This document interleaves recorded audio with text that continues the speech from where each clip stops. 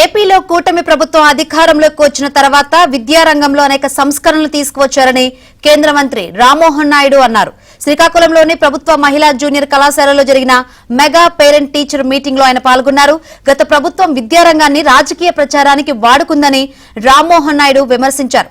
విద్యాశాఖ మంత్రి లోకేష్ తీసుకుంటున్న చర్యల కారణంగా విద్యార్థుల జీవితాల్లో మార్పు కనిపిస్తుందన్నారు.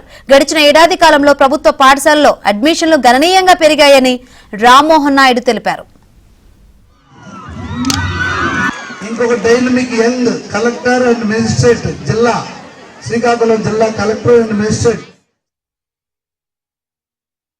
పేరెంట్స్ కూడా ఒక మంచి ఉద్దేశంతో ఇందులో పార్టిసిపేట్ చేయడం, ఏ ఉద్దేశంతోనైతే ఈ కార్యక్రమం పెట్టామో అది కూడా సక్సెస్ఫుల్గా టీచర్సు, పేరెంట్స్ అలాగే స్టూడెంట్స్ అందరి మధ్యలో ఒక మంచి అనుబంధంతో ఈ కార్యక్రమం జరగడం అనేది మన విద్యా వ్యవస్థ, మన రాష్ట్రంలో ఉన్నటువంటి విద్యా వ్యవస్థకి ఇంకా బలంగా పునాది వేసే విధంగా ఈ యొక్క కార్యక్రమం జరిగింది. నాకు తెలిసి భారతదేశంలో ఏ రాష్ట్రంలో కూడా మన ఈ 1 year మన రాష్ట్రంలో తీసుకుని వచ్చినటువంటి రిఫార్మ్స్, చేసినటువంటి కార్యక్రమాలు అంత చక్కగా ఎక్కడ కూడా చేయలేకపోయారు.